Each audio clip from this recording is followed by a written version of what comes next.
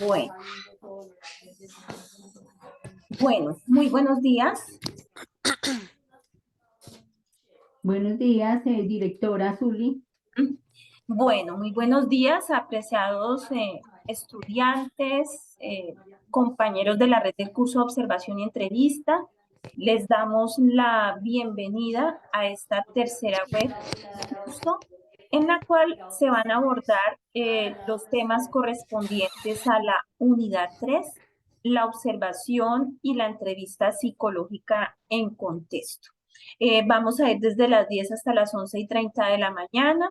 Dentro de la red de tutores, pues hay un equipo ya asignado para hacer el respectivo, para dinamizar el encuentro. Estaríamos bajo el acompañamiento de la profesora Sandra Suárez, Jennifer Castillo y Marcela Velázquez. Entonces, cada una de las docentes va a estar en su momento brindando orientaciones en relación a la unidad 3 y sé que hay mucha expectativa por parte de los estudiantes frente a la orientación del paso 4. Por eso los invitamos a que nos acompañen de principio a fin para que puedan comprender las distintas temáticas y asimismo porque se va a explicar cómo va a ser la práctica simulada al interior de la cámara de GESEL, pero esa va a ser la última parte de nuestro encuentro. Entonces les damos la cordial bienvenida, esperamos que puedan aprovechar toda la información que sus docentes les van a orientar en esta reunión y igualmente comprendemos que hay unas particularidades en relación a los temas o a los casos. Entonces lo que es particular, los casos particulares, los temas, los cuestionarios que se hayan seleccionado y construido en el paso 3, sí esa parte propia de cada grupo con sus docentes de apoyo. ¿Por qué razón? Porque son distintos los casos que se han manejado de un docente a otro docente. Entonces, por eso insisto que esa parte sí se hace la consulta directamente con los docentes asignados, pero lo que corresponde a la orientación general la vamos a brindar aquí en la tercera web de curso. Entonces, sin más preámbulo, pues le doy la bienvenida a mis compañeras y les doy el paso a ellas para que puedan ya iniciar con la temática de la web. Bueno, buenos días a todos. Mucho gusto. Mi nombre es Sandra Suárez. Voy a iniciar la web de la tercera unidad del curso de observación entrevista, la observación en la entrevista psicológica en contexto. Inicialmente le voy a pedir pues a los estudiantes que si tienen alguna pregunta la vayan dejando en el chat para que mis compañeros me vayan ayudando en la respuesta. Bueno. Bueno, y una invitación especial para que todos ustedes, por favor, se vinculen al tercer Congreso Internacional de Psicología, Territorio y Comunidades y el 13º Simposio Internacional de Psicología Social Comunitaria que se va a realizar el 17 y el 18 de noviembre. Son temas magníficos de aprendizaje, conocimiento que vamos a adquirir en este simposio. Se va a realizar en la ciudad de Medellín, entonces todos cordialmente invitados para que por favor se integren a este evento espectacular de nuestra Escuela de Ciencias Sociales, Artes y Humanidades. Empezando entonces el saludo y la bienvenida, gracias a todos por su participación, la bienvenida que dio la profe Zuli, pues muy agradecidos con el espacio y con que todos los estudiantes estén compartiendo con nosotros en este proceso de aprendizaje. Vamos a tener como segundo aspecto, vamos a trabajar con textos y enfoques en psicología porque hemos visto que es indispensable conocer este tema para poder construir nuestras herramientas de cuestionario de entrevista y para poder plantear esas preguntas que necesitamos construir en estas entrevistas. Vamos a tener un tercer espacio en construcción de la entrevista psicológica, un cuarto espacio en cómo vamos a desarrollar un informe psicológico después de que hemos construido y realizado nuestra entrevista. Vamos a dar una explicación del desarrollo del paso 4 y vamos a explicar también el acceso a la cámara de GESEL.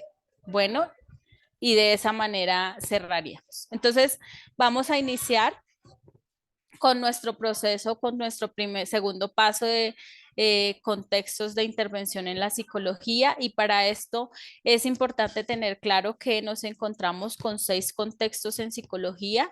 Hablamos del jurídico, educativo, familiar, organizacional, clínico y de la salud y comunitario. Y vamos a adentrarnos en cada uno de ellos para irlos conociendo. Entonces, como primero tenemos el contexto familiar, donde el objetivo del contexto familiar es fortalecer las dinámicas familiares y las funciones de la familia. Dentro de las técnicas que tiene el contexto familiar, trabajamos una psicoterapia breve, la psicoterapia transgeneracional, una terapia narrativa, una terapia estratégica y una terapia cognitivo-conductual, entre otras que podríamos trabajar. ¿Qué busca el contexto familiar? Es que nosotros como psicólogos nos adentremos en la mediación de esas circunstancias o de esos conflictos o dinámicas familiares, pues que surgen dentro de cada uno de los miembros de la familia. ¿Sí? Dentro de los tipos de entrevista que podemos utilizar en el contexto familiar, encontramos la entrevista semiestructurada, la cual podemos hacer de manera individual y grupal, teniendo en cuenta pues que la familia no es una unidad, sino que somos un grupo. Y tenemos también una entrevista estructurada, individual o grupal. Tenemos también el contexto educativo. Dentro del contexto educativo, el objetivo que tiene es la reflexión e intervención sobre el comportamiento humano en las situaciones educativas o en los escenarios educativos, ¿cierto? Mediante el desarrollo de esas capacidades individuales o grupales que tienen las personas que confluyen en estos contextos.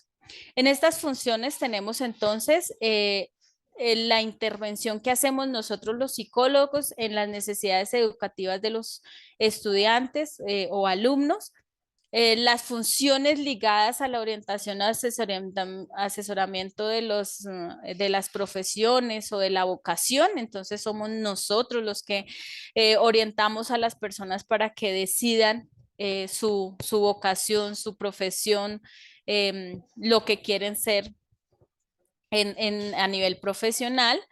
Hablamos también de unas funciones preventivas que hacemos nosotros para disminuir, por ejemplo, las agresiones en el contexto educativo, para fortalecer el aprendizaje, para acompañar en algunas situaciones de salud mental que puedan tener los estudiantes y la comunidad educativa en general, ¿no? No solamente dedicarnos al estudiante, sino también al docente, sino también al rector, a la familia, a la comunidad que confluye en este contexto.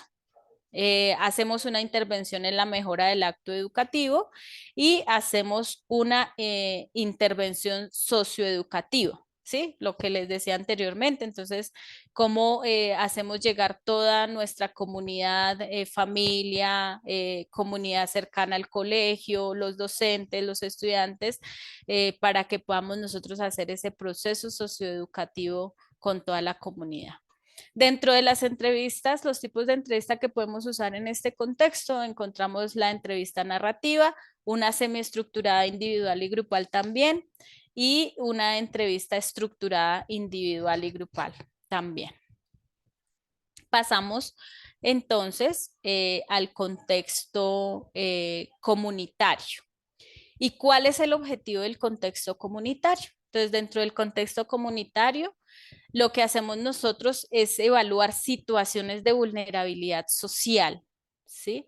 Entonces, reconocer las problemáticas de la sociedad, de la población, y a partir de ahí diseñar programas que fortalezcan la inserción social de las personas menos favorecidas, ¿cierto? O de esas personas que se encuentran en alguna situación de riesgo y que necesitan pues el apoyo de la sociedad.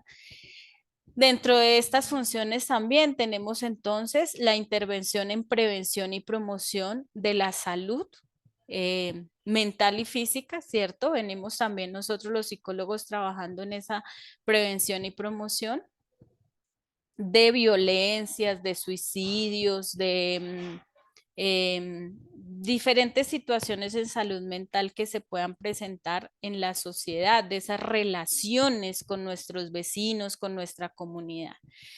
Las acciones que generan condiciones fundamentales de desarrollo humano armónico que preparen al individuo para la vida. Entonces, a nivel comunitario también yo trabajo en que el adolescente, el niño sepa cómo es su estructura de vida, cómo es su proyecto de vida, cuáles son sus emociones, cómo las reconozco dentro de sus derechos sexuales y reproductivos y demás temas que pudiéramos tratar los psicólogos, ¿cierto? Dentro de los tipos de entrevista también entonces encontramos unas estructuradas y semiestructuradas de manera grupal y en ocasiones también podemos trabajarlas de manera individual si trabajamos con los líderes de las comunidades para conocer las problemáticas iniciales de la comunidad. Pasamos al contexto jurídico. Entonces, dentro del contexto jurídico encontramos que su objetivo es colaborar en la resolución de procesos judiciales a partir de comprender y estudiar los distintos factores psicológicos aplicables en el procedimiento judicial. Dentro de las funciones que tiene el psicólogo en el contexto jurídico, encontramos una evaluación y diagnóstico de la persona que está inmersa en este contexto, en estas situaciones judiciales. Tenemos un asesoramiento tanto a la parte judicial como a la persona que está inmersa en la situación, una intervención a partir de lo que nosotros pudiéramos escuchar en la evaluación en diagnóstico, una formación y educación a quién, a todos los partícipes de este contexto, campañas de prevención social ante la criminalidad y medios de comunicación. Hacemos investigación también respecto a las situaciones que se presentan, trabajamos respecto a la victimología, cómo manejamos, cómo tratamos o cómo asistimos a las víctimas y hacemos un proceso de mediación entre las víctimas, victimarios, como lo llaman en el ente judicial, y entre los entes que participan en este contexto. En las entrevistas, algunas que podemos tener en cuenta para el contexto judicial, encontramos una semiestructurada, una estructurada y las científicas o cognitivas.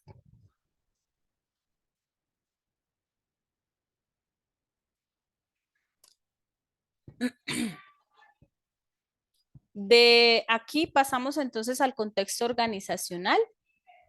El objetivo en el contexto organizacional es evaluar, supervisar el comportamiento de los trabajadores, monitorear este mismo comportamiento, centrarse en desarrollar y potenciar el capital humano, ¿sí? La motivación, el desarrollo, y pues tenemos que tener en cuenta como psicólogos que estamos tanto del lado de la organización como del lado de los trabajadores. Dentro de las funciones del psicólogo en el contexto organizacional, entonces hacemos apoyos psicológicos a cada uno de los trabajadores.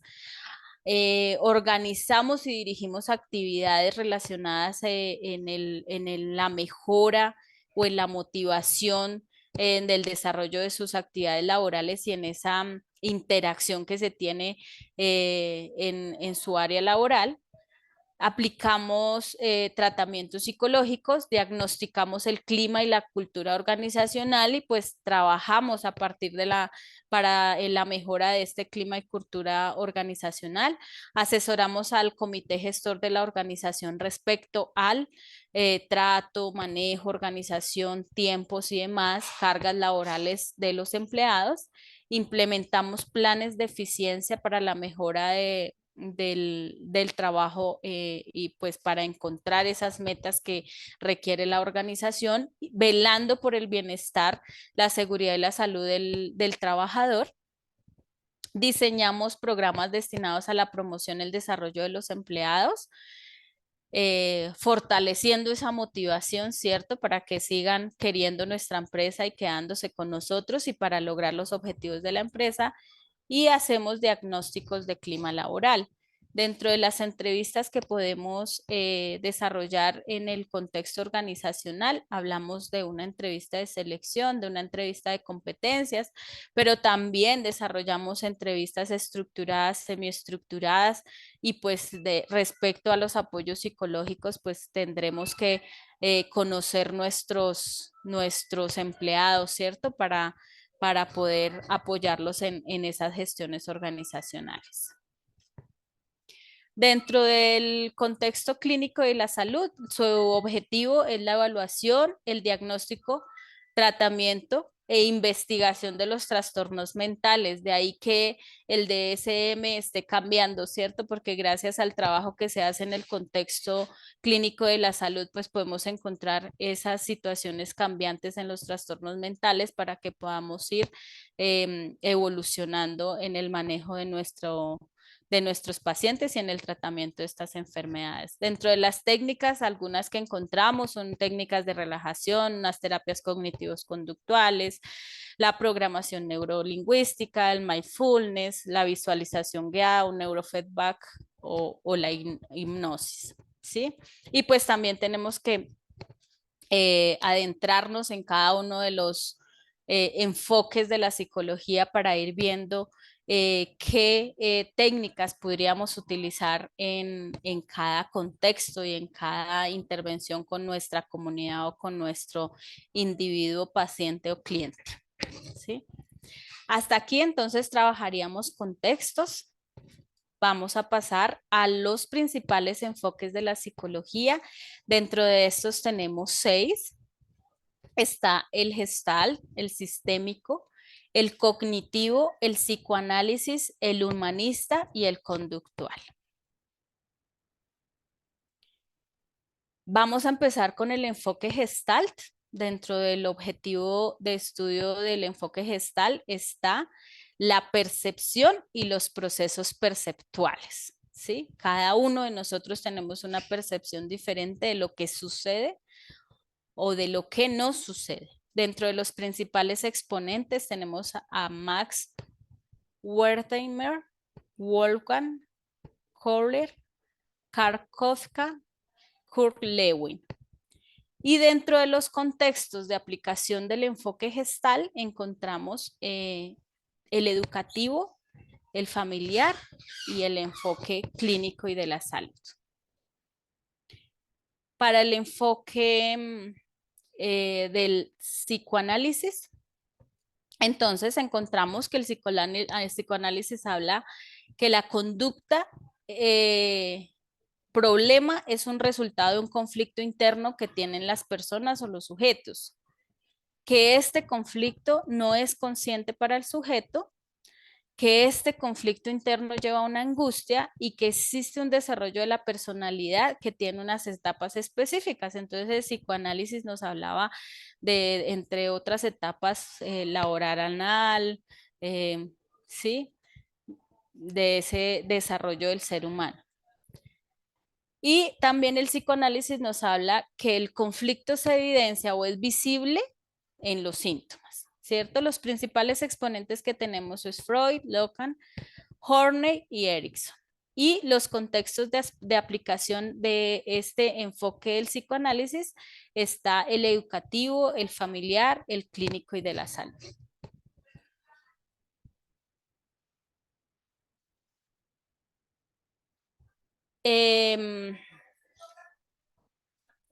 Encontramos entonces en este momento el enfoque humanista. Del enfoque humanista pues lo ven más como una filosofía que un modelo psicológico, y el enfoque humanista trabaja ese propósito que tienen las personas para alcanzar su realización personal o su autorrealización. Y habla de que la experiencia plena se alcanza al romper la opresión y el control de la sociedad. Dentro de los principales exponentes tenemos a Maslow, a Rogers y a Frank. Y en los contextos de aplicación tenemos el educativo, el familiar y el clínico y de la salud.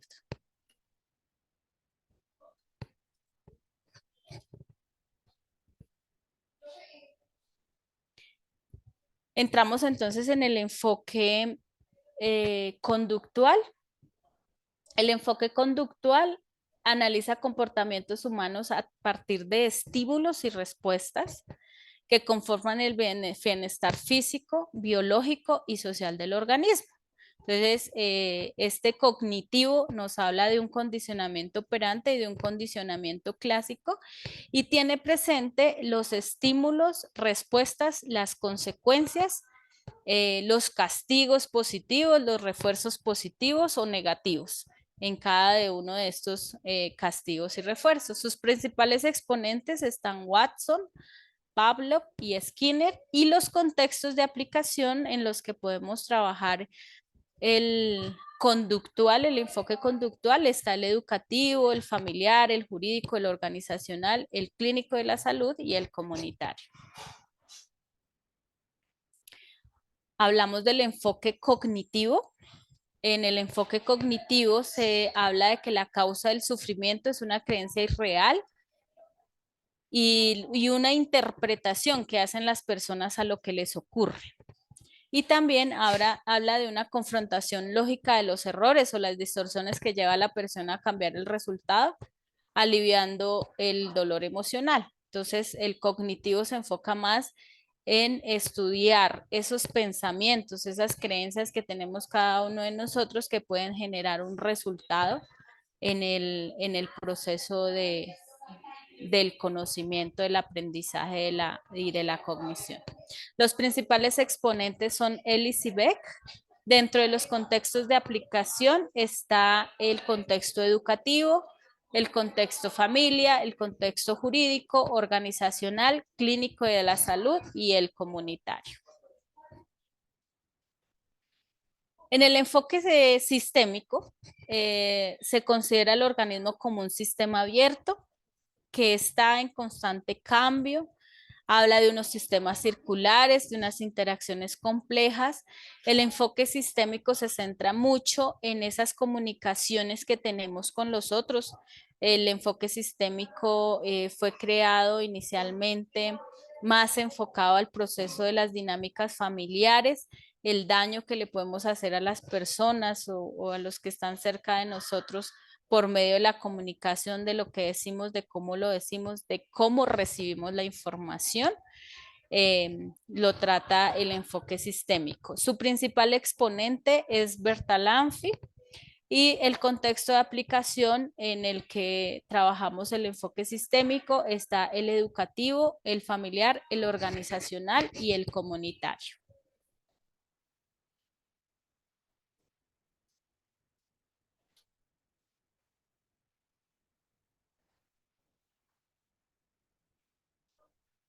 Bueno, voy a dar paso entonces a la profe Jennifer, que nos va a acompañar con el siguiente tema.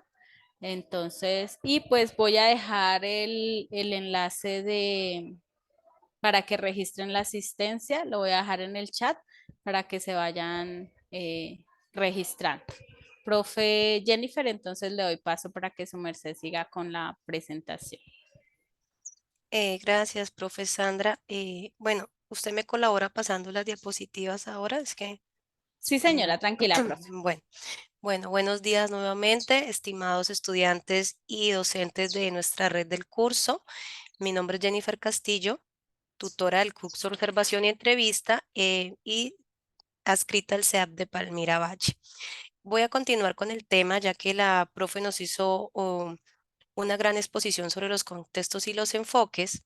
Les voy a hablar sobre esa construcción de esa entrevista psicológica, que es el tema que nos atañe en este momento y que entregamos ya en el paso 3 y que vamos a seguir consolidando en el paso 4, ¿sí? Vamos a ver cuáles son los aspectos principales de esa entrevista psicológica en el contexto clínico. Lo primero que se hace es la recolección de datos personales, indagar por el motivo de consulta, indagar por las áreas de ajuste, que son el área cognitiva, el área emocional y el área conductual.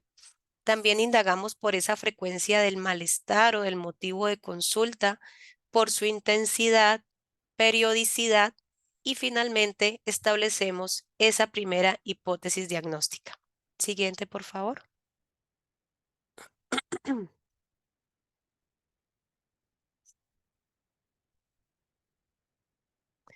Bueno, es importante, y ahora que estábamos hablando de los enfoques y los contextos, poder establecer, porque siempre hay una confusión entre lo que es el enfoque y es el contexto, ¿sí?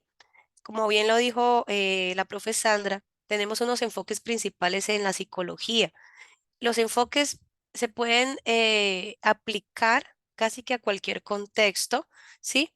Por ejemplo, en el caso de mis grupos que estamos trabajando el enfoque sistémico, ese enfoque sistémico se puede aplicar a un contexto clínico, ¿sí? Entonces, cuando ya tú tienes un enfoque definido, el enfoque es el que orienta esa forma en cómo concibes al sujeto, la forma en cómo concibes al otro, la forma en cómo concibes la relación psicológica con el otro, ¿sí? Por eso desde algunos enfoques, al consultante se le dice paciente, otras veces se le dice cliente, otras veces se le dice consultante, ¿sí? Y esto va a depender del enfoque del profesional, porque el enfoque es como mi guía, es mi orientación, es la forma en cómo yo estoy concibiendo esa relación psicoterapéutica o esa relación psicológica. Entonces, ahorita en unos ejemplos lo vamos a ver. Aquí básicamente lo que les quiero presentar es la entrevista psicológica, la que nos habla Perpiñá en el manual de entrevista psicológica, que es la estructura básica de cualquier entrevista psicológica, independiente del enfoque, independiente del contexto. Sin embargo, para este ejemplo, le dimos un contexto clínico para poder establecer finalmente pues esa hipótesis diagnóstica. Entonces, como ustedes bien saben, las fases de la entrevista tenemos la primera fase, es la fase inicial, la cual tiene que ver con la presentación del profesional, los objetivos, se aclara el marco de la entrevista, el tema de la confidencialidad y con estas preguntas se trata también de romper el hielo y establecer el rapport. Esta fase inicial dura 5 minutos. Muchos estudiantes tienen conflicto con la fase inicial, ¿sí? La fase inicial es poder presentarte, poder decirle cuál es el objetivo de la entrevista. Entonces, por ejemplo, aquí entra el contexto. Si es una entrevista educativa, si dentro del marco de una institución educativa, puede que la entrevista sea porque se ha diagnosticado algún problema de educación, de educativo, porque estamos en una entrevista vocacional, algún refuerzo, entonces el objetivo va a cambiar, ¿sí? Pero si el objetivo es una entrevista psicoterapéutica en un contexto clínico, pues el objetivo va a ser poder identificar ese malestar, ese motivo de consulta y finalmente establecer una hipótesis. Entonces, miren la importancia de poder establecer ese objetivo inicial con el consultante en esta primera entrevista. Establecer el marco de la entrevista, ¿qué quiere decir? ¿Cuánto tiempo va a durar la entrevista? Eh, ¿Qué vas a hacer tú durante la entrevista? ¿Vas a tomar notas? ¿Vas a grabar? Todos esos aspectos que al paciente o al consultante le pueden interesar y que hacen parte de ese marco. Se le vuelve y se le reitera el tema de la confidencialidad, si ya se ha firmado un consentimiento anteriormente, se le resalta que el ejercicio está avalado por un consentimiento informado que tiene que ver con el secreto profesional, el cual puede ser revelado en casos de, ¿sí? Situaciones de abuso, intentos o ideas sobre atentar contra la propia vida o la de otra persona, ¿sí? Y antes de todo esto, cuando uno dice romper el hielo, entonces en los ejemplos, por ejemplo, yo les coloco, eh, se pregunta el nombre, cómo estás, de dónde vienes, ¿sí? ¿Te fue difícil llegar a la entrevista? Si estamos de manera virtual, hay que indagar si la persona me está escuchando y me está viendo bien, si está en un lugar tranquilo y con privacidad, ¿sí? Entonces, mire que la fase inicial es esto. ¿sí? Entonces, a veces hay mucha confusión con esto, pero esta fase inicial son 5 minutos nada más. La siguiente, profe. En la fase intermedia, que son 45 minutos, estamos hablando pues de una entrevista de 60 minutos. En la fase es el contenido en sí de la entrevista, el desarrollo de la temática. Entonces aquí, si estamos en un contexto clínico, pues ya diríamos, bueno, a partir de la información que ya se le brindó, cuénteme en qué lo puedo ayudar, a qué has venido. Incluso la misma pregunta sobre la indagación de la demanda también está marcando mi enfoque, ¿sí? Yo puedo preguntarle en qué lo puedo ayudar, ¿sí? De esta manera estoy marcando unos roles de que esa persona necesita ayuda y yo soy la persona que tiene la solución en las manos, ¿sí? ¿Cuál es el motivo de tu consulta? ¿Para qué crees que te puede servir este espacio? ¿Sí? Entonces miren que también ese tipo de lenguaje y el discurso que yo manejo durante la intervención también está de alguna manera marcando ese enfoque sobre el cual yo concibo al otro en esta relación. Entonces, en esa fase intermedia se espera que el consultante o el entrevistado pueda desarrollar toda esa situación, todo el contenido de la entrevista por la cual estamos convocados. La siguiente, profe. En la fase, ay, ¿por qué no aparece? Así, fase de conclusión, que ya es la fase de cierre, son 10 minutos, ¿sí?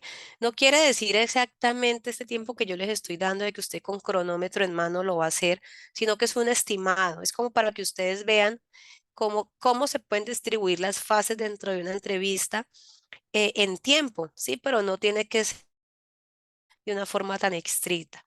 Entonces, en la fase de conclusión, lo que se hace es una retroalimentación de lo que se hizo en este espacio, volver a resaltar las fortalezas y los intereses de esa persona con los que llegó, los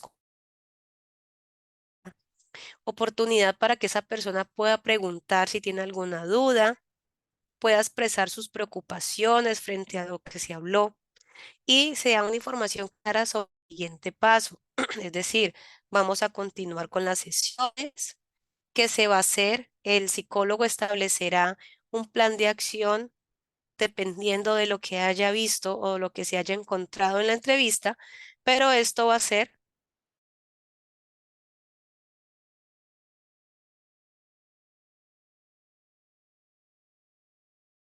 unos ejemplos para ilustrar un poco las fases.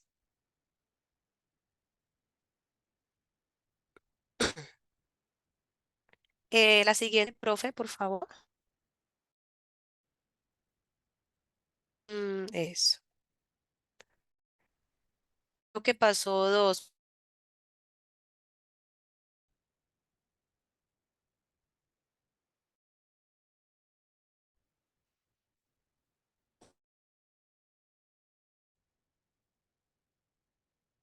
Exacto.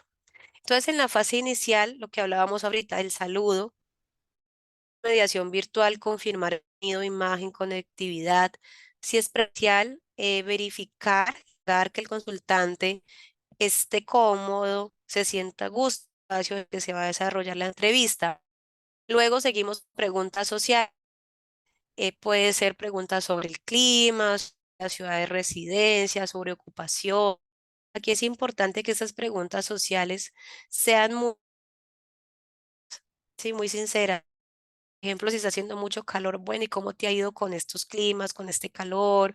Sí, como que algo que de verdad nos nazca conversar con esa persona para romper el hielo. Muchas veces los consultantes llegan muy nerviosos, muy ansiosos, es su primera vez en una consulta. Entonces es importante que por medio de estas preguntas podamos establecer una conversación corta para que podamos ir generando ese rapport. La aclaración del marco, lo que ya les decía, cuáles son los beneficios de la terapia psicológica, cuáles pueden ser también los contras, cómo se va a hacer la asignación de citas, cuánto dura una sesión. Si son sesiones por consulta virtual, es importante establecer algunos parámetros como conectividad, privacidad, buena conexión y lo que les decía ahorita, volver a hablar de la confidencialidad, presentación del profesional Por último, se reúne una información sociodemográfica relevante que necesitemos para, o sea, pertinente, ¿no? Por ejemplo, estado civil, edad, si tiene hijos, conformación del grupo familiar, escolaridad, ¿sí? Es importante, pregunta solo que... Luna tiene la mano levantada.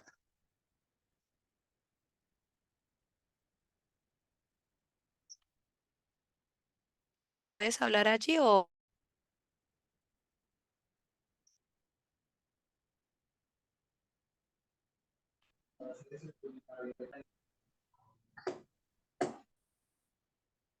Luna,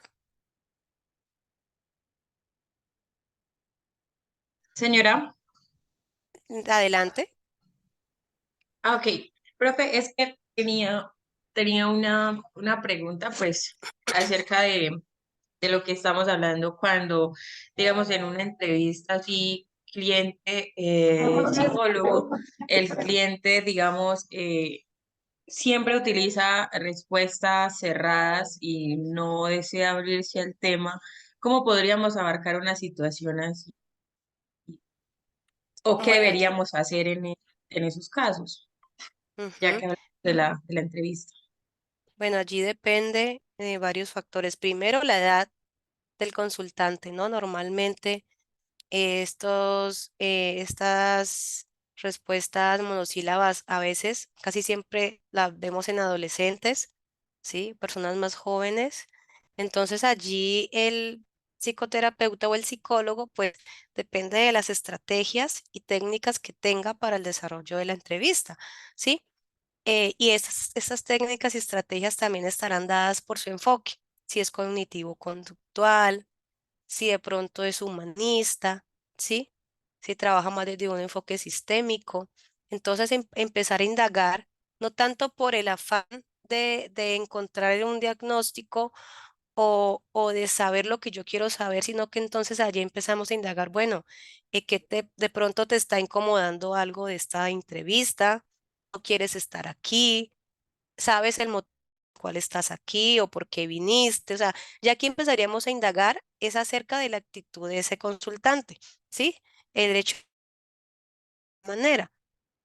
Entonces, de pronto, ahí ya nos tocaría un poco, es que a veces como psicólogos queremos direccionar la entrevista y terminar con lo que queremos hacer, pero en este estás, ¿sí? Profe, te está escuchando entrecortado. Consultante, ¿cuál es esa conducta? Sí, es que me dijo que tengo señal débil, pero bueno, aquí ya como que mejoró. ¿Ahí ya me escuchan bien? Sí, ya mejora, ¿Sí? profe. Sí, es que como que se va y vuelve. ¿Sí? Entonces, miren, allí es uno eh, empezar, por ejemplo, si un consultante me dice, no, es que la psicóloga que me atendía anteriormente me colocaba a hacer actividades, me colocaba diapositivas, y tú no lo haces. Bueno, cuéntame más acerca de esas diapositivas, cuéntame de esas actividades, de qué se trataban. Sí, entonces yo no me puedo bloquear y decirle, no, pero es que yo no te voy a poner diapositivas ni actividades, aquí lo que vamos a hacer, no, empecemos a trabajar con lo que el consultante quiere hablar. Él quiere hablar y decir su inconformidad porque en esta sesión no estamos viendo diapositivas, entonces hablemos de las diapositivas, ¿sí? Entonces no sé si me entiendes cómo es como la dinámica, ¿sí? Es como poder siempre, la entrevista se direcciona hacia ese interés y hacia esos elementos que el consultante pone en evidencia en la entrevista. ¿Listo? Bueno, seguimos a la siguiente, profe Sandra.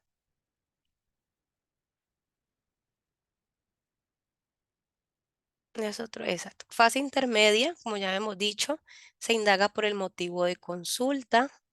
Indagamos cómo este motivo de consulta se desarrolla en las áreas de ajuste para poder identificar el impacto, ¿sí? ¿Cuál es el impacto de esta situación a nivel cognitivo, a nivel conductual, a nivel emocional, ¿sí? Si estamos hablando de un enfoque sistémico, entonces ya estas áreas van relacionadas con el otro o con un sistema. Entonces, a nivel conductual, como por ejemplo, cómo las conductas de tu madre afectan tu relación de pareja, por poner una pregunta, ¿sí? Ahí estamos indagando por conductas, también cómo afectan esa relación, pero estamos incluyendo o dando por hecho de que ese consultante tiene un núcleo, tiene un sistema por el cual vamos a indagar, ¿sí? La frecuencia y la intensidad del malestar también es importante indagar cada cuánto ocurre esto. Podemos utilizar una escala. Profe, se te movieron las diapositivas. Eso. Podemos utilizar una escala para medir la intensidad, ¿sí? Qué tan alto está este malestar de 1 a 10, ¿sí? ¿Qué situaciones están provocando este malestar? ¿Qué relaciones, qué sistemas? Y finalmente poder llegar a una primera hipótesis diagnóstica, ¿sí? Se le llama hipótesis porque pues no estamos hablando de verdades absolutas, sino que en consenso finalmente con el consultante establecemos lo que posiblemente puede estar pasando o afectando esta, esta situación. Por aquí alzó la mano Alexandra.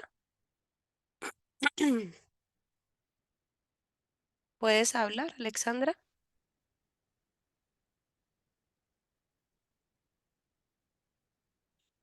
Creo que ya puedes hablar, Alexandra.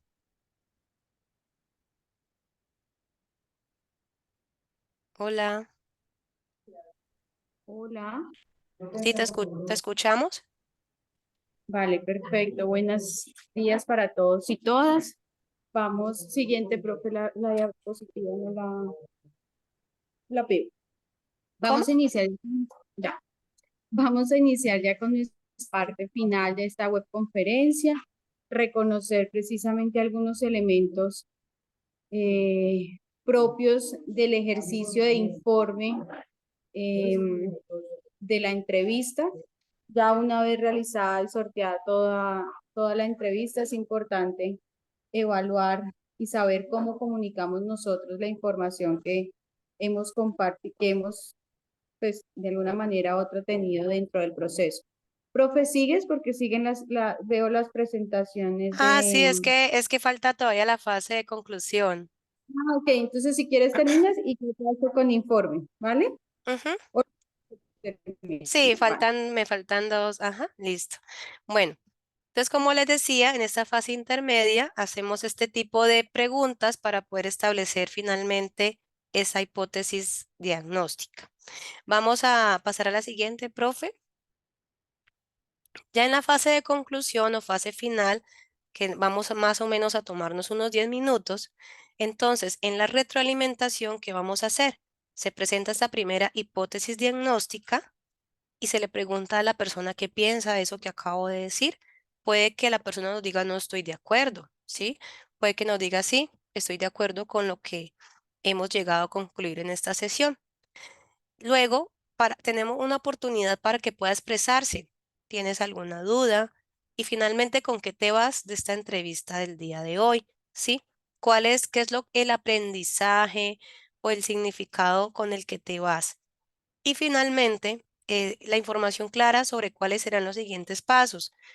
Entonces, aquí hay un ejemplo. Dada la manifestación de algunos síntomas, es pertinente para la próxima sesión aplicar el inventario de depresión y ansiedad de Beck, el cual es un cuestionario que nos sirve para valorar estos síntomas y tener una mayor claridad sobre los mismos. Tenemos que ser muy claros sobre cuál es el paso a seguir, con qué seguiremos la próxima sesión. La siguiente, profe. Bueno, antes de pasar a la profe Marcela, veo varias manos levantadas. A ver.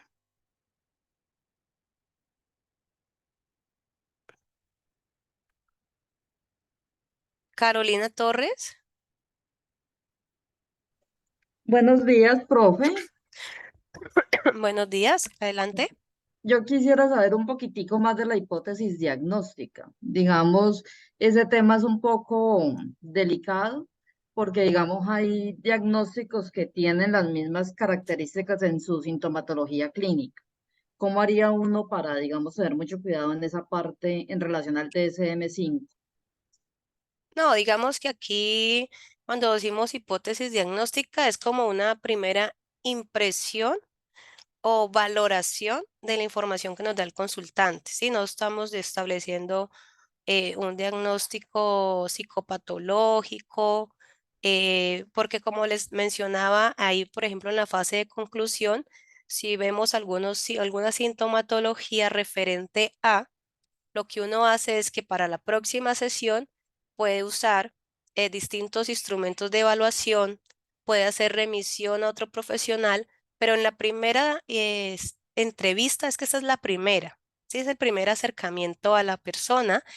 Cuando digo posibles hipótesis, me refiero a una posible valoración o comprensión, mejor, de la situación de la persona, ¿sí?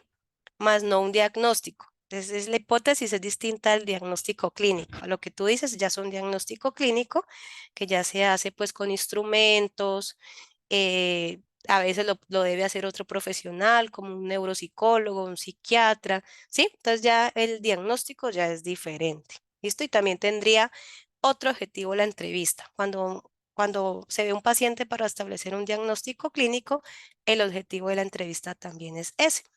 Esta entrevista es la primera, el primer acercamiento, y por eso les decía que es haciendo referencia al ejercicio que vamos a hacer todos en cámara de GESEL. Bueno, por acá tiene la mano levantada Claudia. Profe, yo tengo dos preguntas. Ujú. La primera es cuando se trata de niños pequeños, ¿desde qué edad uno los puede pues tratar? Bueno, el trabajo con niños, ustedes saben, hay diferentes enfoques y teóricos. Eh, con los niños pequeños se trabaja básicamente en psicoterapia a través del juego, ¿sí? Tenemos una autora que es Melanie. Mm, hay otros autores que también nos hablan acerca del trabajo psicoterapéutico a través del juego, ¿sí? Entonces digamos que a partir de que el niño puede hacer narrativas, ¿sí?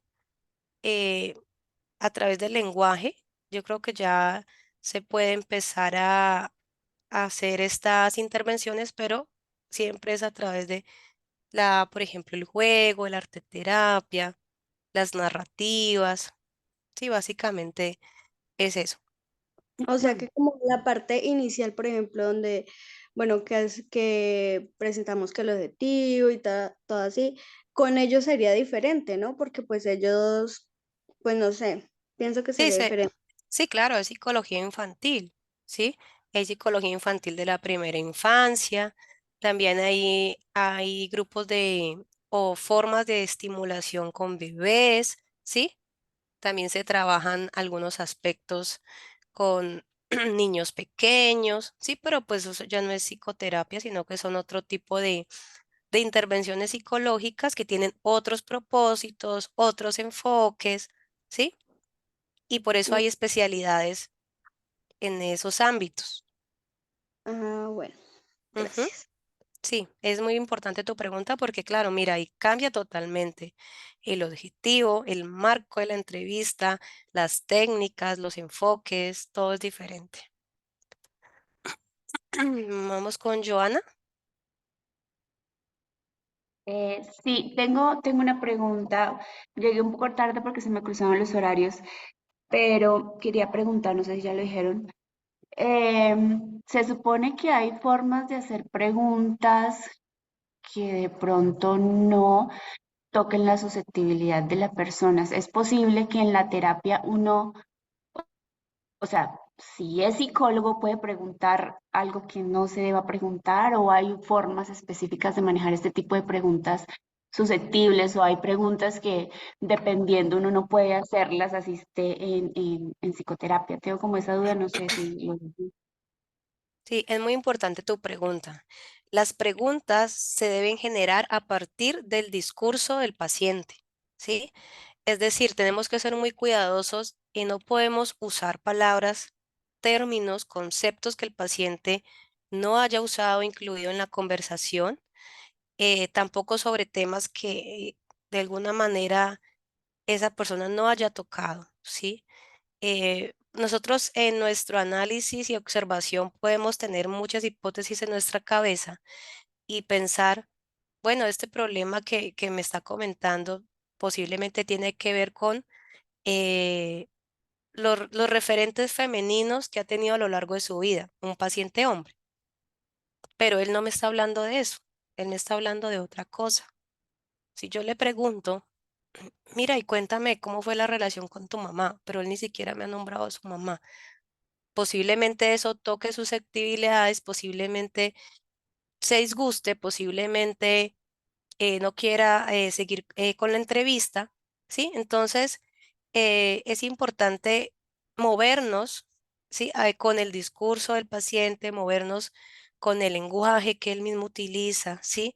Cuando a mí, por ejemplo, me hablan de una pérdida que ha sido muy difícil, entonces yo no puedo decirle, entiendo que esta pérdida para ti fue horrible. O sea, el paciente en ningún momento me ha dicho que ha sido horrible. Yo ya lo estoy etiquetando y diciendo que su pérdida fue horrible y cuando algo es horrible, pues la carga semántica de esa palabra horrible puede hacer que esa persona inmediatamente cambie el concepto o el significado que tenía de la pérdida, sea peor para él y no quiera continuar o abrirse más en la entrevista.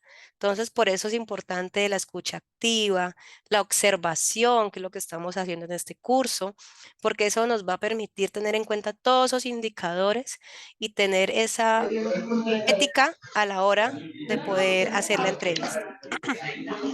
Luna, ¿tienes la palabra, Luna?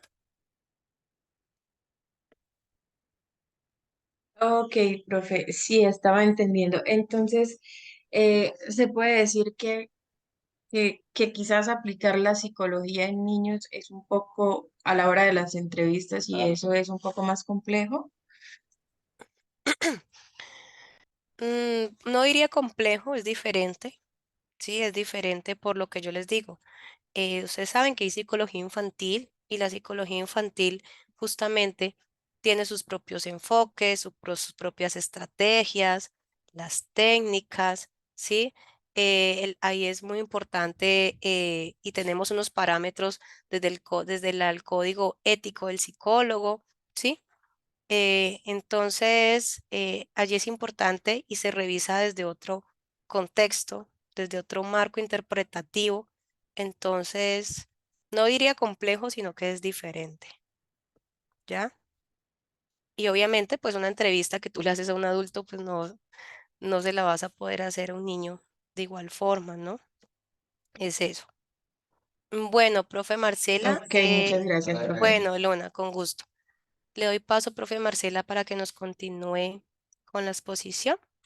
Vale, muchísimas gracias. Ahora sí, le voy a pedir por favor a la profe Sandra de dar otro clic, porque creo que esa diapositiva quedó ahí en la mitad, para que hablemos particularmente, exacto, del informe de la entrevista.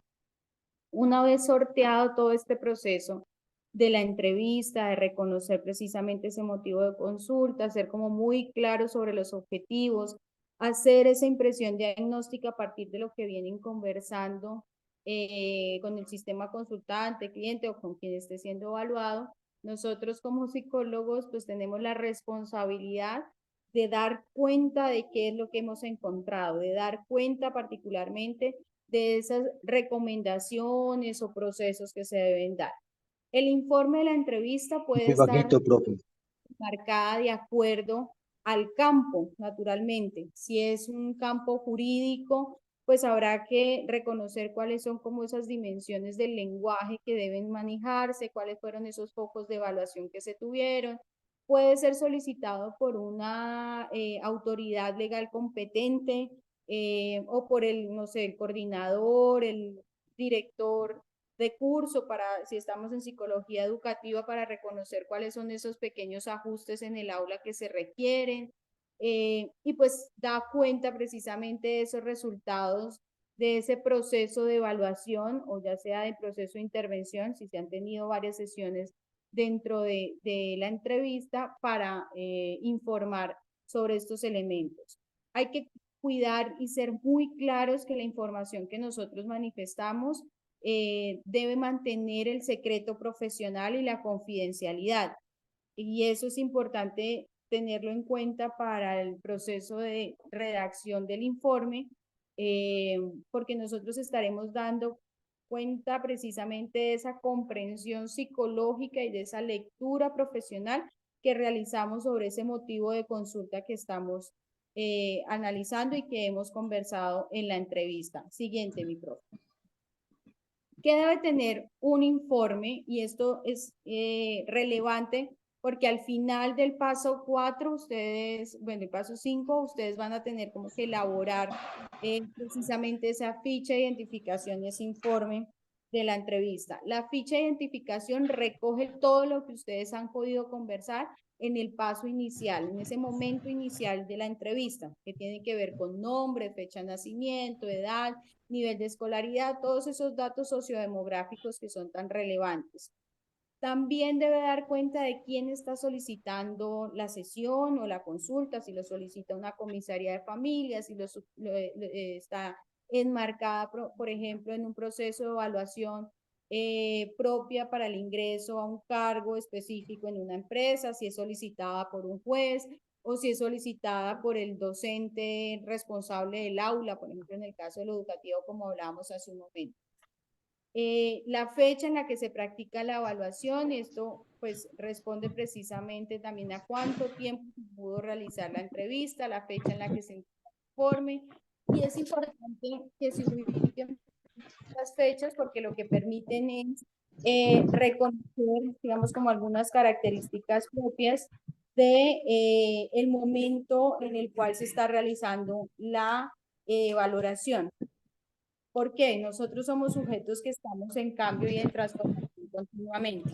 Y en ese orden de ideas, quizás una valoración que estemos realizando en un momento pueda llegar a tener cambios si el estudiante, por ejemplo, se le hicieron los ajustes del aula y después manifestar entonces algunos cambios particulares sobre su comportamiento. O sea, que el informe se convierte en esa radiografía o esa foto que tenemos, que podemos nosotros sacar de la entrevista que hayamos realizado como tal. Siguiente, mi profe. Las características del informe son un documento de información verídica y científica, pongamos ahí, debe estar marcado por la responsabilidad ética que tenemos dentro de nuestra profesión, sirve como un medio de información, es pragmático siendo de utilidad de no descuidar las metas y objetivos que persigue, no es un chismógrafo, por decirlo escuetamente, ni tampoco se trata de contar pues a detalle lo que la persona nos está diciendo, sino siempre tener muy claro cuál es el objetivo propio de por qué redactamos este informe. Debe usar un lenguaje científico, pero con vocabulario sencillo, porque a veces nuestros informes psicológicos no lo leemos solamente a nivel interdisciplinar, sino que a veces también lo pueden leer otras profesiones, lo puede leer el psicopedagogo, lo puede leer el abogado, lo puede leer el médico, lo puede leer el trabajador social, por ejemplo, en algunos casos. Entonces es muy importante que la información que consignemos ahí mantenga un lenguaje organizado, claro, pero con la rigurosidad propia que la disciplina nos invita y nos convoca. Siguiente, por favor. Nuevamente el de hipótesis. Recordar un poco la pregunta que hace un momento nos hacían de damos un diagnóstico, nosotros lo que damos son comprensiones precisamente a partir de la metodología empleada. Y la hipótesis es definida de acuerdo al campo de acción.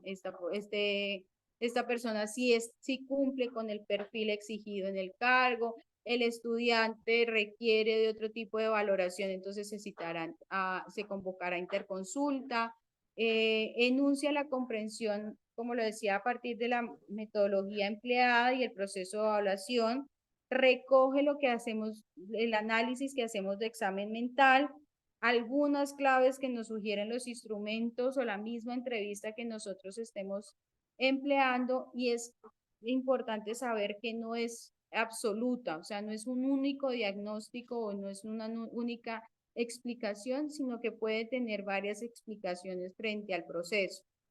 hace un momento hacían la pregunta, pero si hay patologías que se, no sé, que se relacionan o que se pueden llegar a confundir, no saber si es una ciclotimia, no saber si es una distimia, no saber si es un trastorno depresivo. Nosotros, en la medida en la cual vamos conociendo los criterios diagnósticos, vamos identificando dentro de la entrevista esos puntos y esas claves importantes para generar esas hipótesis, las ponemos en juego y siempre se hacen en un término muy cuidadoso, respondiendo precisamente a esa responsabilidad ética que tenemos de enunciar si hay alguna situación en particular que se está presentando. Entonces, saber que la hipótesis es una comprensión de la situación a partir de la lectura. Esta es otra manera de poderlo entender. ¿Qué me dicen los autores acerca de esta sintomatología? ¿Qué me están diciendo los autores que puede estar pasando en esta dinámica familiar? Por ejemplo, en los casos, en los grupos que están trabajando los casos de familia. Y desde allí entonces se debe construir. Siguiente, por favor. Se debe señalar el motivo de consulta. Este es importante que en el informe vaya entre comillas y textual, tal y como nos lo están pidiendo o como nos lo enuncian dentro de la entrevista. Y tiene que ver precisamente para poder conocer cuál es como esa naturaleza propia en la que se enmarca el proceso de atención y el alcance del mismo. Da cuenta también que la persona está dando su consentimiento o si es menor de edad, su consentimiento informado para, uno, haber participado en la entrevista y dos, para que la información que de esta se haya recogido pueda ser comunicada también en otros espacios. Y un poco el motivo de consulta lo que nos va a definir también son los campos de aplicación en los cuales nosotros vamos a estar interactuando. Si es un motivo de consulta que responde a un campo clínico, a un campo jurídico forense, a uno educativo, a uno social comunitario, a uno organizacional y laboral. Es un poco también para saber si a mí me está llegando un caso educativo, pero resulta que yo estoy en la empresa y actúo como un psicólogo organizacional, pues apenas escucho el motivo de consulta, le diré, mira, es necesaria una remisión y no podría continuar con la entrevista. Un poco también para conocer esos campos y también conocer la manera como redactamos el informe como tal. Siguiente, mi profe. Otro punto importante que debe tener el informe es la metodología que nosotros empleamos durante la entrevista. Y esta metodología da cuenta de quién o quiénes participan. Si estamos haciendo una entrevista individual, por ejemplo, o en los casos, nuevamente, porque es los casos que estamos trabajando con mis grupos, el caso de familia. Podemos trabajar solamente a la pareja o vamos a trabajar a la pareja, a los hijos o a uno de los miembros de la pareja. Es importante que el informe dé cuenta de quién o quiénes participaron de esa entrevista. Número de sesiones programadas y número de sesiones realizadas. A veces nosotros realizamos la primera sesión y podemos decir que después solamente una sesión, esa sesión de inicio que hemos explicado durante la web, pero que se han programado otras 3 sesiones o se sugieren otras 3 sesiones como tal. Objetivo de la evaluación, muy conectado, de la atención, muy conectada al motivo de consulta, tiene que ser con una evaluación de selección de personal o es una evaluación de riesgos laborales o es una evaluación para la remisión, por ejemplo, a EPS por interconsulta con psiquiatría o se está realizando una atención a solicitud del docente para hacer ajustes en el aula frente a, yo qué sé, pautas de aprendizaje, etc. Digamos que es muy importante tener también ese objetivo de la evaluación claro. Y si se van a emplear instrumentos, sí, no y por qué, o cuáles más que todo. Pero esas son preguntas orientadoras. En el caso de nosotros, cuando estamos en el ejercicio propio del curso Observación Entrevista, no nos vamos vamos a realizar aplicación de instrumentos. Nuestro instrumento como tal es la entrevista. Ya que ustedes, por ejemplo, diseñen una entrevista cerrada, por ejemplo, un cuestionario y quieran realizarlo al principio, eso podría ser como una manera de hacerlo, pero realmente para lo que nos compete a nosotros en el curso no es necesario.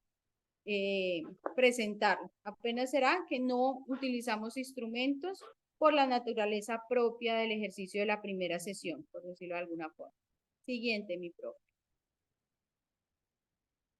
Vamos entonces en la enunciación de los resultados y es que se hace de manera descriptiva sobre precisamente esos elementos que nosotros hemos obtenido durante el proceso de la entrevista. Responde a esa hipótesis, a ese diagnóstico, esa impresión diagnóstica, y la palabra impresión diagnóstica siempre debe estar junto porque es como esa primera valoración, esa primera radiografía que tenemos. Indica los rasgos más relevantes del problema para un poco dar cuenta de esa hipótesis. A mí me gusta siempre empezar las hipótesis como posiblemente la dinámica familiar esté afectando la relación de pareja, en tanto a que los límites y los roles no son claros en la forma como coordinan tareas o actividades en relación a cómo sus hijos los está viendo, y esto continuamente los mantiene en conflicto. Por ejemplo, en el caso que nosotros manejamos. O en otro de los casos podría ser entonces posiblemente los eventos traumáticos que la persona ha vivido en los últimos 3 meses dificultan procesos de adaptación y resiliencia al escenario laboral. Un poco como esos elementos relevantes del problema que pueden ir precisamente dando cuenta de esa situación que nosotros evaluamos dentro de la entrevista. Es importante también tener ese soporte de los manuales diagnósticos, ya sea DSM-5 o el CIE-10. Nosotros en el curso hemos manejado más el DSM-5 y pueden ustedes, después del resultado, después como de explicar todos estos elementos relevantes que ustedes reconocen acerca del problema, luego entonces abajo, en la parte inferior o al finalizar los resultados, indicar que eso está relacionado con un diagnóstico de tal tipo y enunciar el diagnóstico como tal. Siguiente, mi profe. Entonces ya un poco para ir cerrando la comprensión y la indicación de cómo se elabora los instrumentos, el informe de la entrevista. Importante que tenemos un primer nivel de contextualización que habla precisamente de los datos sociodemográficos de la persona, que habla de la confidencialidad, ser claros entonces en la información que nosotros utilizamos para dar cuenta de lo que evaluamos dentro del ejercicio propio de la entrevista. Cuidar, nosotros no podemos dar información que no haya sido autorizada por nuestros consultantes, ni podemos romper el secreto profesional, y estos son elementos importantes también a tener en cuenta para la elaboración de los informes. El uso de la gramática psicológica, identificar entonces, por ejemplo, conceptos como límites, no sé, roles, jerarquías, con repertorios comportamentales, procesos motivacionales, tener muy bien en nuestra escritura y en nuestra conversación el uso de la gramática psicológica, identificar si requerimos en algún momento durante la entrevista un instrumento particular o no, dar cuenta de los resultados con todo esto que hablamos hace un momento del diagnóstico, y también permitirnos entonces dar algunas recomendaciones, y estas recomendaciones pueden estar comunicadas en términos de se requieren más sesiones para seguir trabajando sobre los objetivos propuestos en la entrevista, o se requiere valoración por interconsulta con psiquiatría, o se requiere, por ejemplo, acompañamiento por parte de salud en el trabajo, salud ocupacional en el trabajo, o se requiere, por ejemplo, apoyo por parte de fonoaudiología, otra disciplina, otra ayuda profesional que podamos nosotros de alguna manera articular como parte de las recomendaciones para el proceso de la entrevista. ¿De acuerdo? Hasta acá, ¿alguna pregunta? No sé si hay manitas levantadas, no las puedo ver desde donde estoy conectada. Hola, profe. Buenas tardes. Buenos días, perdón. Sí. Mi nombre es Luna. Profe, yo tengo una pregunta. Digamos, en la psicología de parejas, bueno, estábamos hablando de, bueno, de todos los factores que influyen en una entrevista y esto, pero digamos, si tenemos una paciente que venimos trabajando, digamos, hace un año y comenta sus temas pues, de su hogar, de su familia, donde ella se ve maltratada, digámoslo, emocional y psicológicamente, por, digámoslo así, eventos de infidelidad. eh, Como psicólogos, nuestro deber es orientarla ante la situación de que continúe con su hogar. Eso no es nuestra responsabilidad. Nosotros como psicólogos orientamos en términos de su bienestar. Entonces vamos a dar unas opciones, pero quien toma las decisiones propias de la experiencia, si se queda, si sigue en relación de pareja o no sigue en relación de pareja, si cambia de trabajo o no cambia de trabajo, es una decisión muy propia de cada una de las personas. Decirle sepárese sería poco ético, pues porque va a responder precisamente a un proceso de comprensión y de evaluación. Y también de los Profe, buenos días. que teniendo. Sí se puede desactivar red de apoyo, por ejemplo, y se puede activar la red de protección a la mujer víctima de violencia. Y ahí remitirla entonces comisaría de familia, tomar las medidas jurídicas necesarias. Pero que yo como psicóloga en un proceso de intervención le diga lo mejor que usted puede hacer es separarse, eso se lo dice la mejor amiga, como decía un docente que tuve en algún momento, eso se lo dice la mejor amiga en el bar. Eso no responde a algo psicológico. Nosotros acompañamos a la persona, damos como posibilidades, analizamos los efectos que pueda llegar a tener un comportamiento, una decisión, una conducta, siempre cuidando como la protección y el bienestar de quien nos está consultando. Ok, profe, muchísimas gracias. Tenía esa pequeña duda. Sí, sí, sí. Muchas gracias.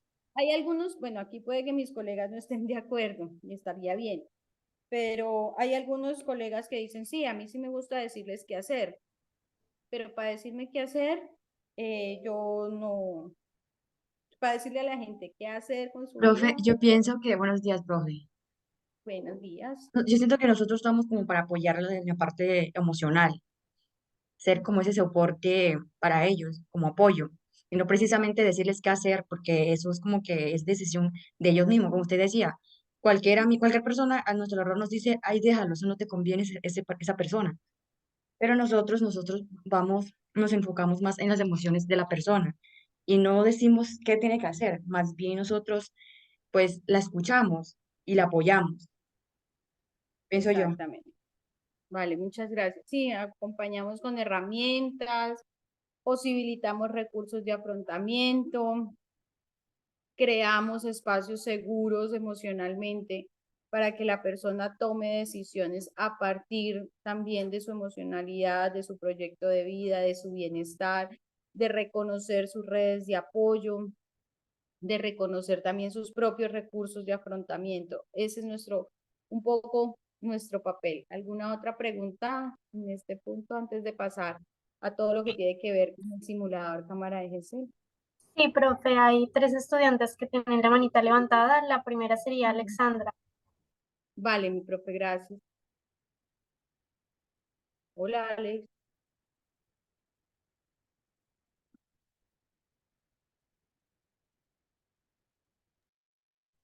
Alexandra, no te escuchamos. Veo que tienes el micrófono activado, pero no te escuchamos.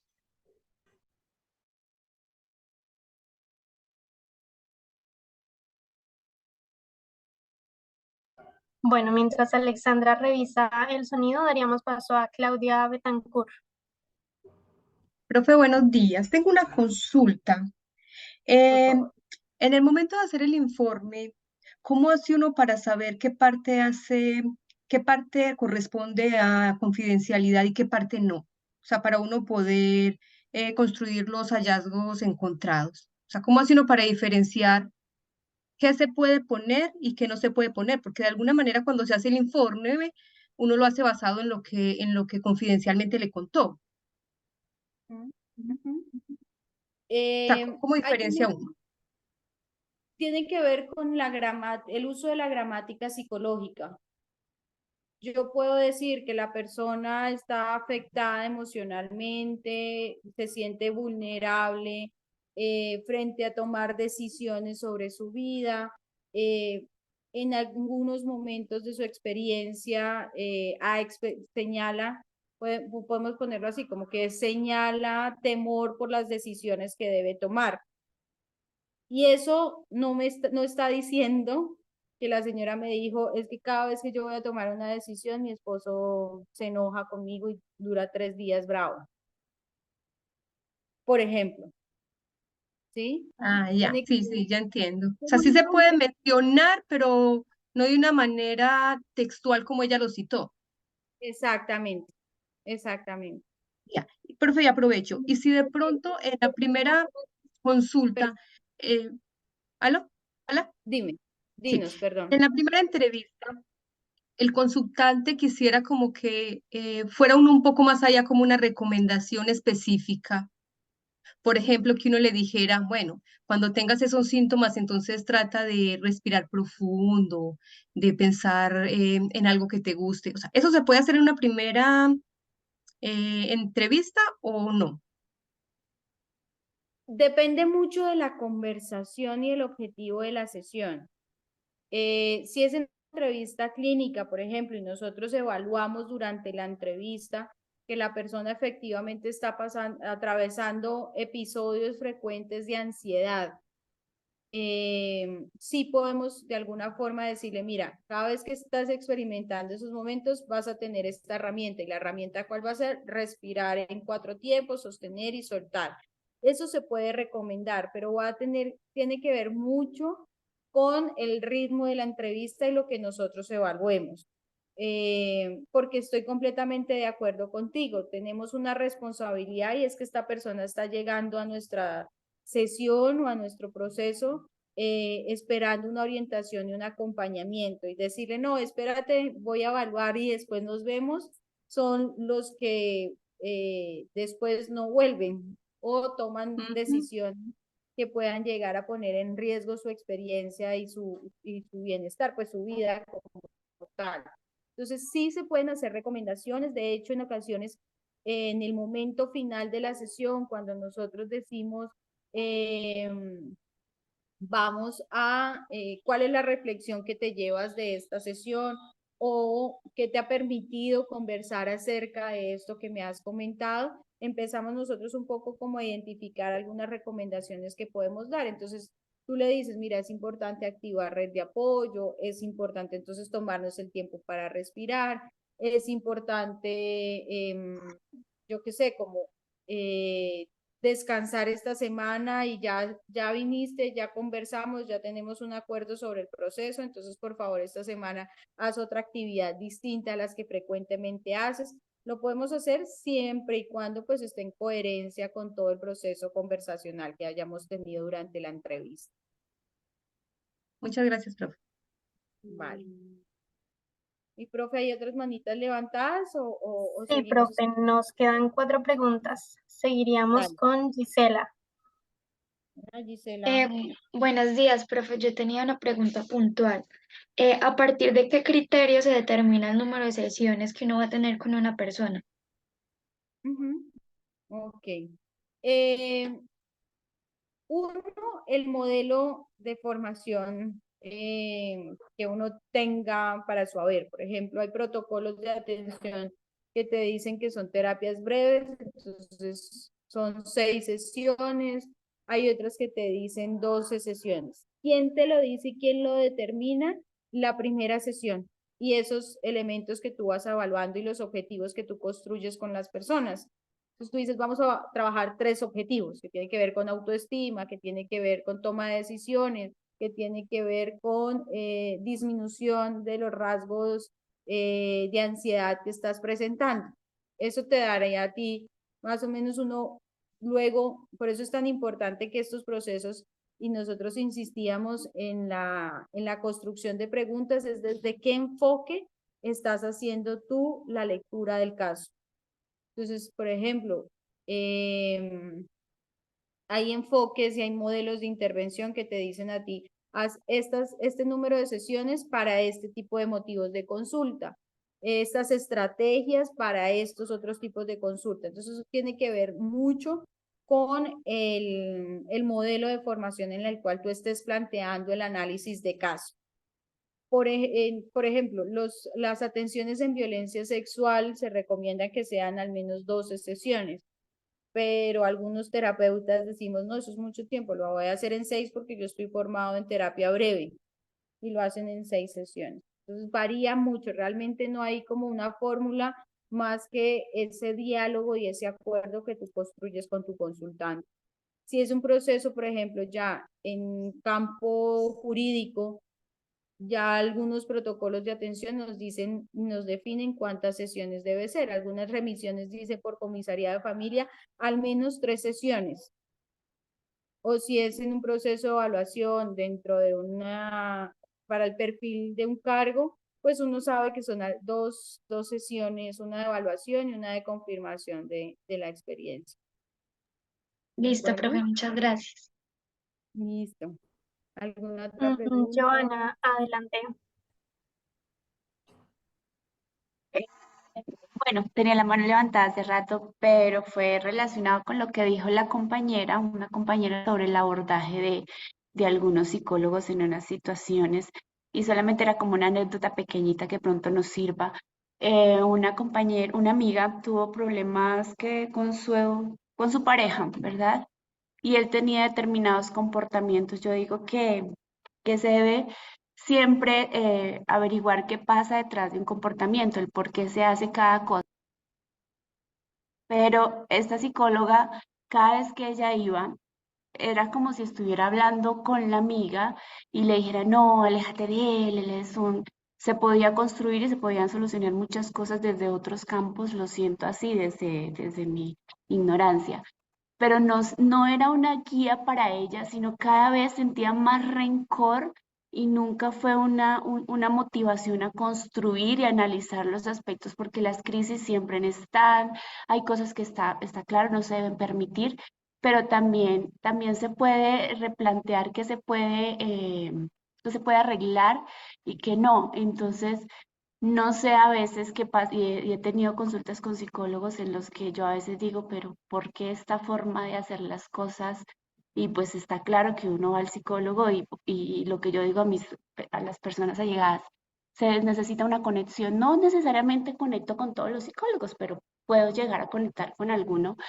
Pero entonces esa era como mi opinión sobre no sé cómo se abordan, porque a veces, como bien lo dice la profe, que me gustaría escucharla al respecto, hay que respetar unos espacios, no debemos, nosotros somos, o los psicólogos, perdón por decir nosotros, los psicólogos son guías, ¿sí? Nos ayudan a desenrollar esa hebra mental que a veces tenemos y no sabemos qué hacer, y cuando no sabemos qué hacer buscamos esa ayuda. Pero el momento que dicen qué hacer de una forma que no invita a construir o arreglar o a ver qué está pasando, no sé, eso me genera como eso, quería decir, muchas gracias. De acuerdo. Aquí hay algo importante y es que, bueno, muchas gracias por esto que nos traes, y yo los invitaría a quitarse la idea de que somos salvadores, ¿no? Esa idea quizás que con la que uno ingresa a estudiar psicología, y es que yo quiero ayudar a las personas y salvarlas. Hay personas que no quieren ser salvadas, hay otras que podemos nosotros acompañar en su propio proceso y ser muy respetuosos con ello. Y pensar que si desde qué autoridad me estoy parando para decir usted haga esto o haga lo otro. Si esa decisión no es motivada de manera personal, si no está ajustada a su experiencia, a su realidad, a su emocionalidad, si sale bien o sale mal la decisión que uno sugiera, el culpable siempre va a ser el psicólogo. Creo que ya tenemos demasiada carga con algunos colegas que no hacen de manera juiciosa, científica y rigurosa un proceso de atención. Entonces, siempre, siempre, por favor, filtren a través de la teoría lo que ustedes están diciendo.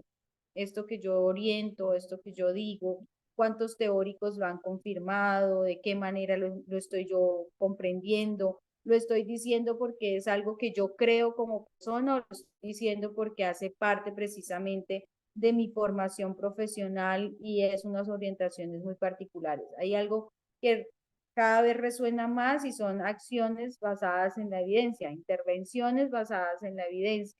Y eso tiene que ver también con cuidar nuestra ética y cuidar el ejercicio profesional que nosotros tenemos al momento precisamente que tomamos la decisión de orientar, de acompañar y de guiar. Entonces, creo que desde ese punto podríamos cerrar como lo cuidadosos que debemos ser con lo que nosotros decimos en sesión, porque no solamente es decirle, mire, usted debe hacer esto, también es ser muy cuidadosos con psicologizar absolutamente todo lo que hacemos y decimos en nuestras familias, por ejemplo, que uno vea a un niño y, uy, ese niño es hiperactivo, o mi vecina es paciente psiquiátrica, y si yo lo estoy diciendo, estoy estudiando psicología, ¿qué efecto puede llegar eso a tener en las personas que me acompañan en la experiencia vital? Debemos ser siempre muy cuidadosos con el uso del lenguaje que nosotros utilizamos y por eso, insisto, y como lo decían las diapositivas, cuidar la gramática psicológica.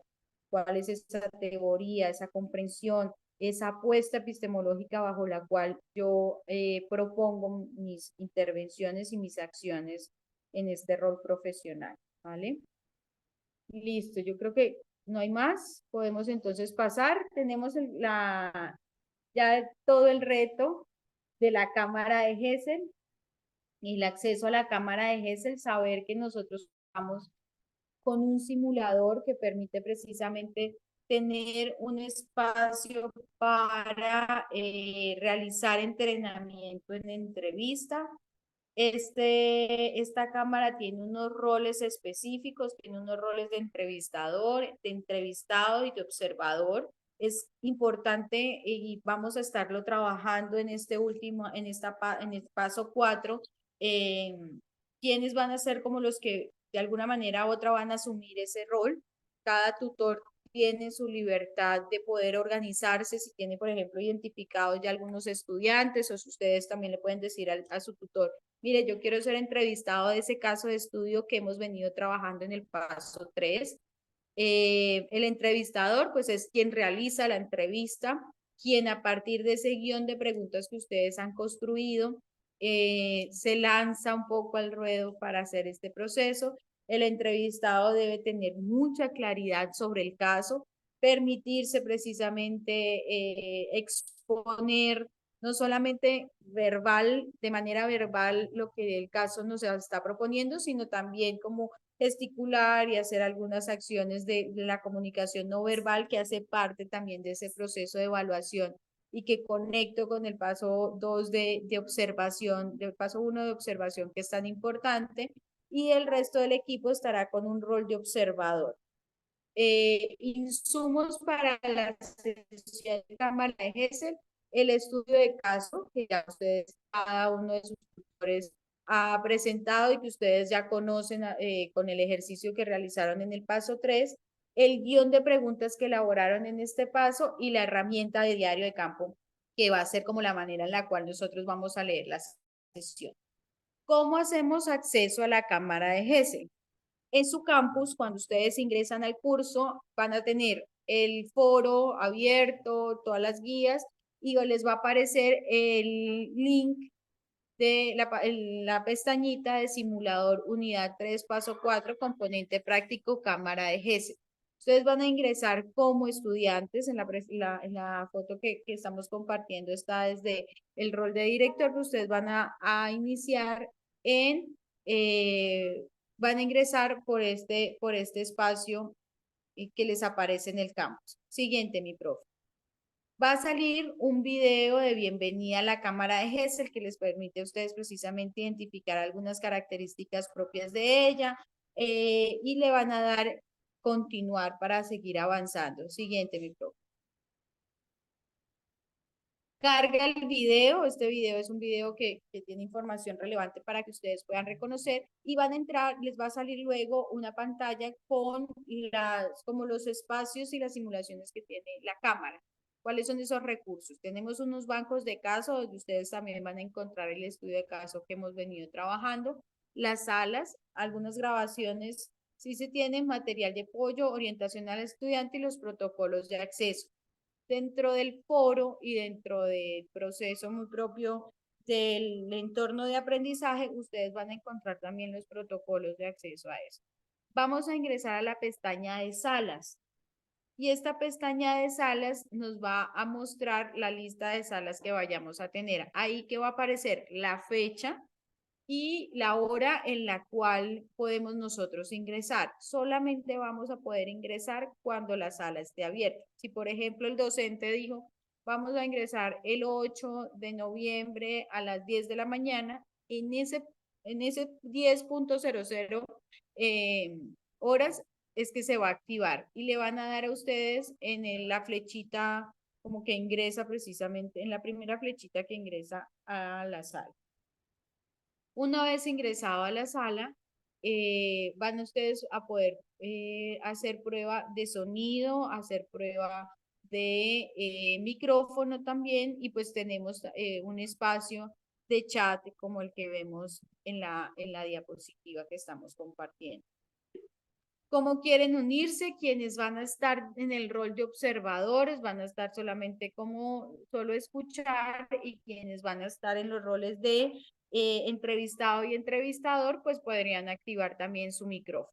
Esto también es una orientación y a mí me parece importante que al momento de iniciar el proceso pues hagamos las pruebas necesarias para poder todos reconocer que estamos iniciando.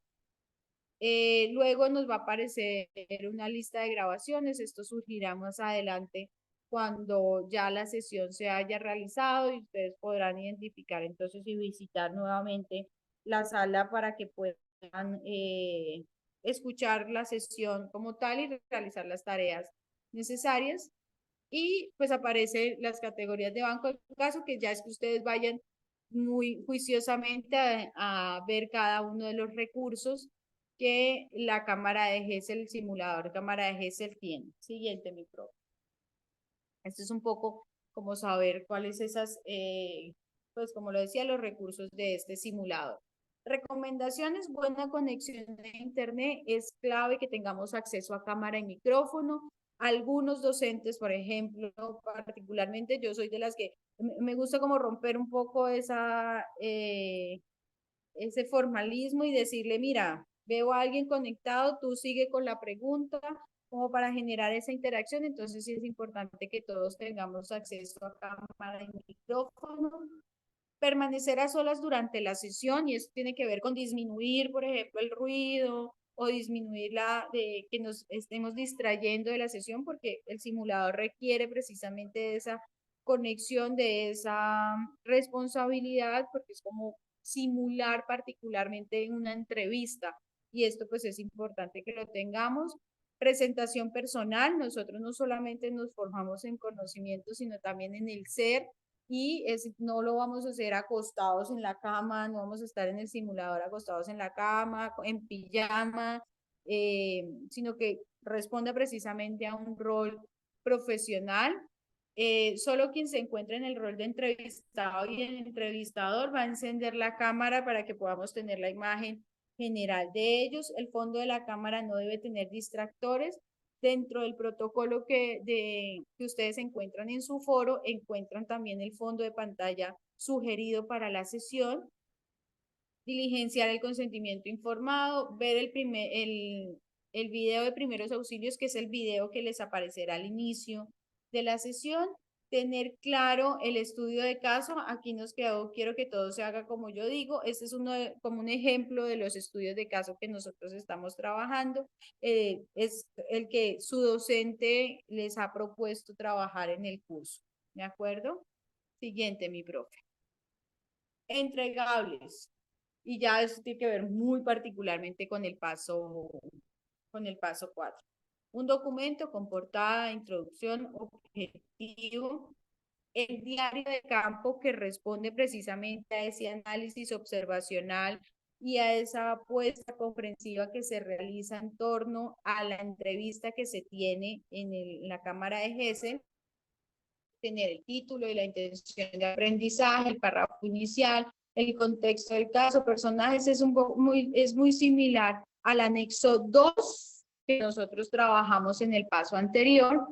La compilación de los diarios de campo, porque cada uno de ustedes pues va a tener un análisis propio de lo que vio en la entrevista, si se entendió o no se entendió, si se, por ejemplo, si se realizó adecuadamente todo el proceso de rapport y consentimiento informado al inicio y eso permitió el desarrollo de la entrevista, o si se hicieron preguntas coherentes con el motivo de consulta. Tiene que ver muy bien como con esos análisis que ustedes realizan, referencias consultadas y pues lo que responde naturalmente a el cumplimiento con normas APA, que pues hace parte de ese quehacer del psicólogo cada vez que entregamos algún documento.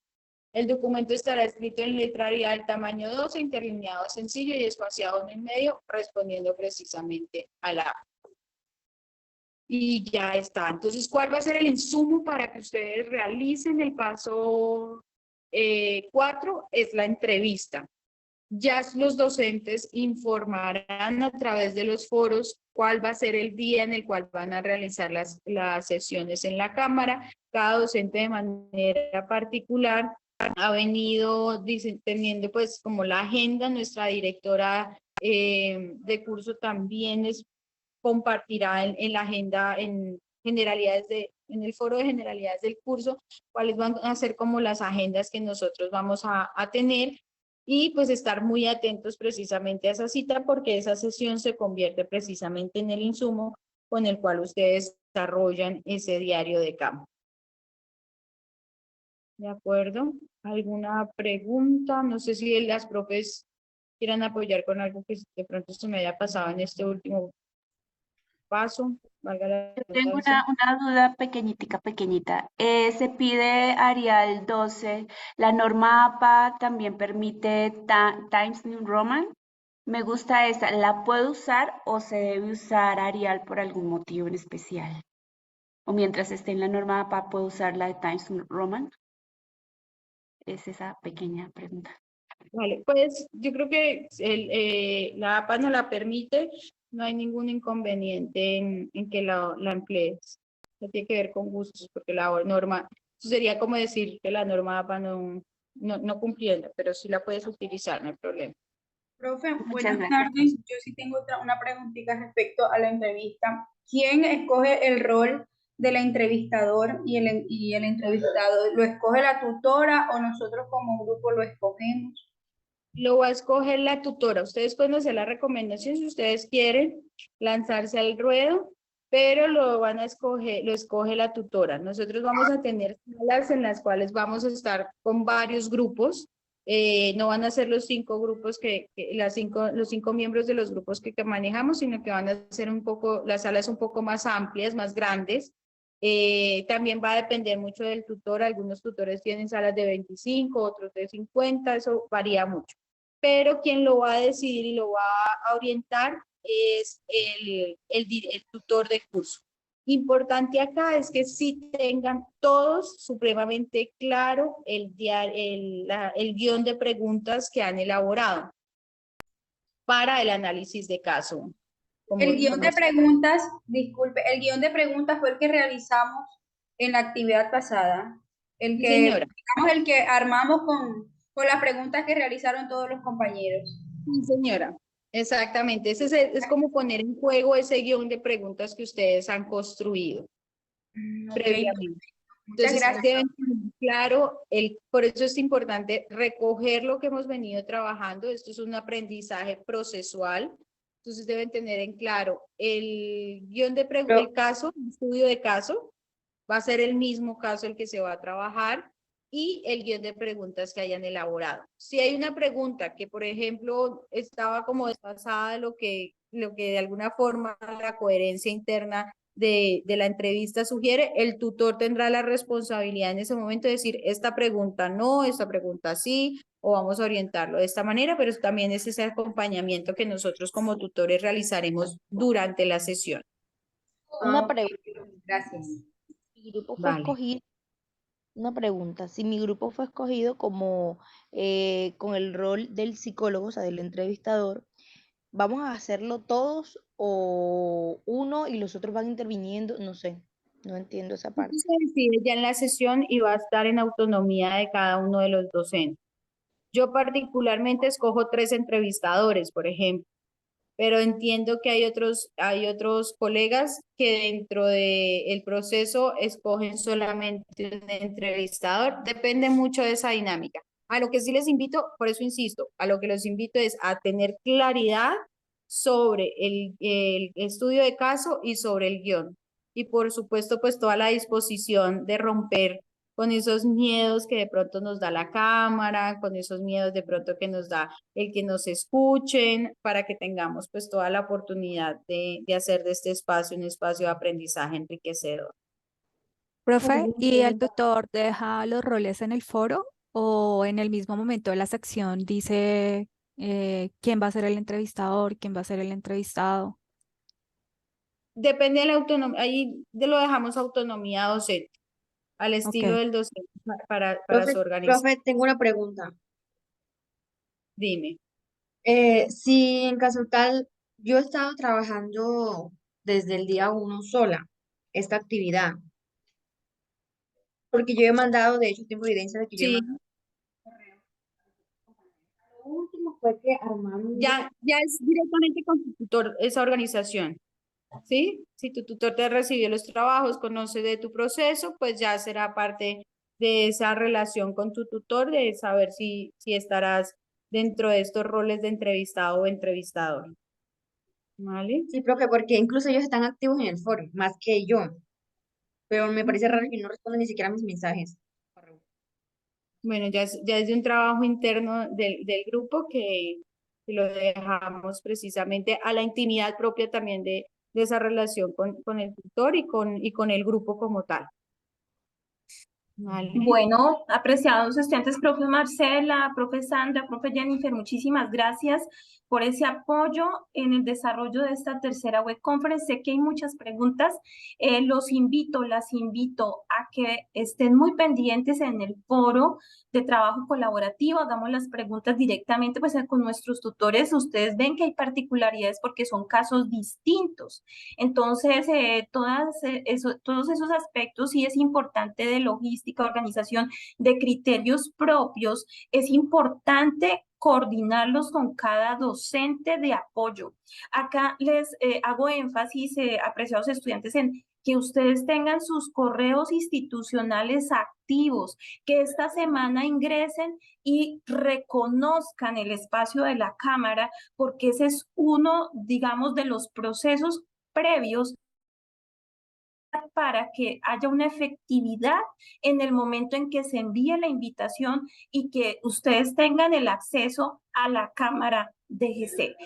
Esta primera semana que empieza a partir de hoy hasta el 31 de octubre aproximadamente, la idea es que ustedes ingresen, se logueen, reconozcan la cámara, cuenten con sus correos institucionales activos.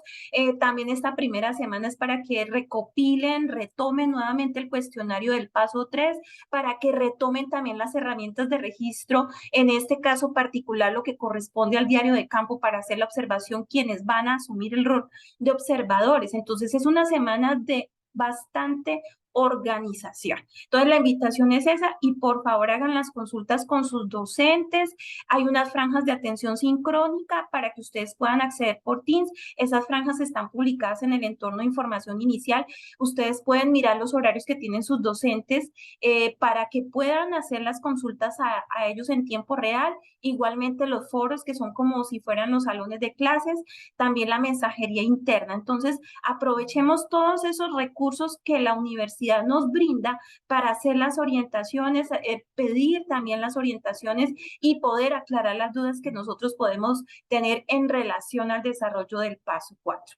Y no olviden la participación al tercer Congreso Internacional de Psicología, Territorios y Comunidades. Tenemos todavía inscripciones virtualmente, entonces la idea es que podamos también este escenario aprovecharlo para fortalecer nuestros conocimientos. Bueno, apreciados estudiantes, ya nos corresponde retirarnos, pero esperamos encontrarnos en otra oportunidad. Igualmente, aquí ya para cerrar, muy seguramente sus docentes hagan unos encuentros vía Teams, eso también es a criterio de cada docente, para fortalecer los espacios de encuentro en cuanto a la parte de la simulación.